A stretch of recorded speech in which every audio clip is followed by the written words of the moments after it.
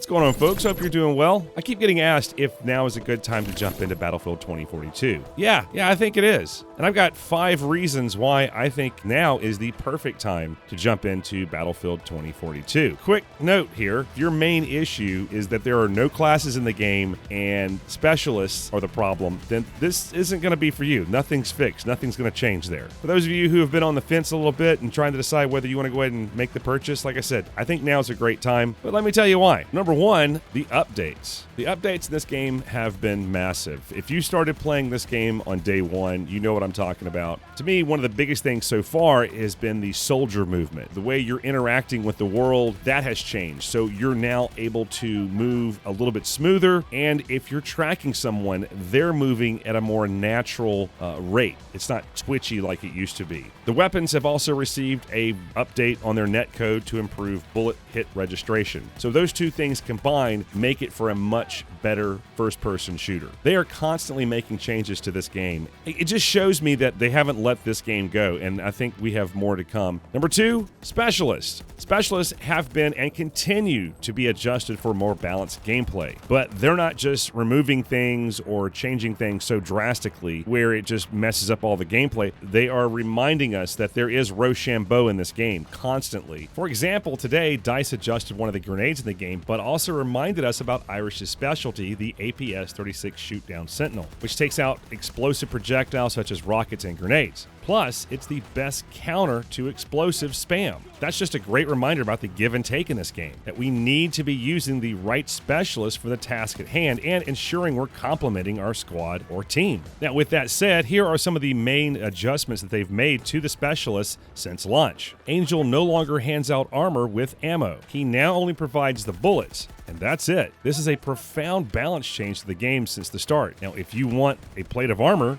you must sacrifice a gadget slot to get it, and that means you may not be able to fully complement your squad. Next, Boris's turret has almost been completely nerfed into the ground. The damage is lower, it no longer uses wall hacks, and it's easier to destroy. However, it can still spot you, but only as a dot on the minimap. Sundance, they've made it easier to hit while in flight by adjusting the hitbox. Also, their wingsuit had a few adjustments so they can no longer go higher than what they started at. So they've made it a little bit more realistic. They've also increased the sound of the wingsuit. So you can hear when a Sundance is flying towards you or nearby, you can pick that up pretty quickly. One last thing with Sundance. Today, while working on this video, found out that DICE has increased the fragment detonation range of Sundance's scatter grenade. And it's not by much, but it's enough to where it should make a big difference, especially in close quarters situations, and maybe allow you to get away from them a little quicker. Last but not least on this list, they have removed all the end of round voice lines. You may have heard about this. They had these little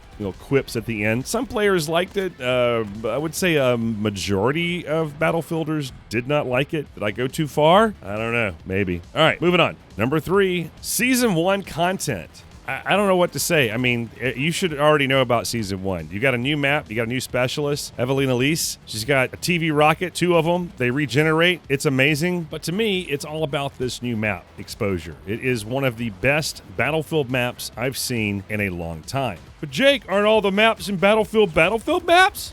No. What I mean when I say Battlefield map is that it hits that perfect sweet spot for infantry and vehicle gameplay. The vehicles can go nuts, but at the same time, the infantry has their close quarters without too much interference from vehicles. That, to me, is a balanced map. And this map is a 3-layered cake of just sweet goodness. It feels like it has everything. All it's missing is a river for boats, which we don't really have yet. We don't have boats in this game. That's too bad. I think that there could be a river or something that this could be a part of. I love this map. I've played it, I don't know, probably 20 hours. I've probably put up more than 20 hours on this map. It is a lot of fun. It hasn't gotten old yet, and that's the great thing.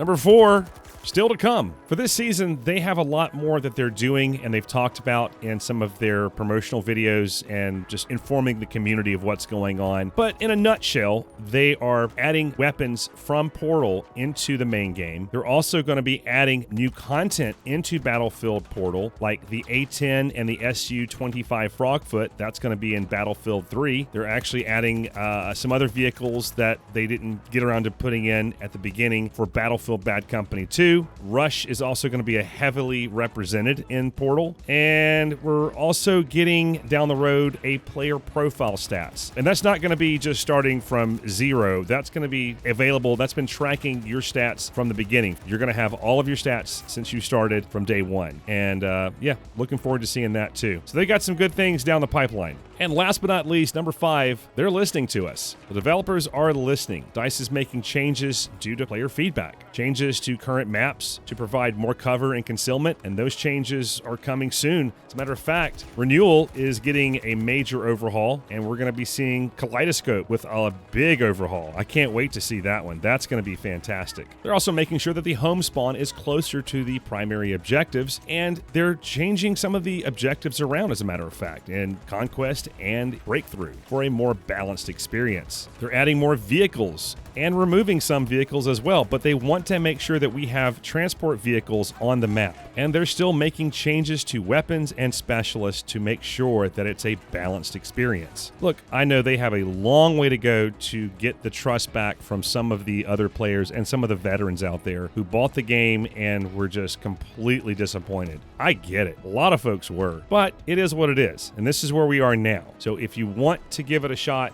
I think now is a great time. I really do. If you're jumping in and say, hey, I don't have many friends, I don't have people to play with, don't worry. Hit us up in the Discord. There's always people in here wanting to play. Link in the description down below. That's what I'm excited about. That's the things that I thought might be interesting to you, and those are the reasons why I think now's a great time to jump into Battlefield 2042. So let me know what you think. Let me know if you're jumping in. I'd love to hear from you. If you don't have anyone to play with and you want to play with us, come on by. I stream every Monday, Wednesday, and Friday. I play on console, both the 4th gen and 5th gen. I also play on PC. All right, guys, well, that's about it for me. As always, thank you so much for watching. I really do appreciate it. And until next time, bye for now.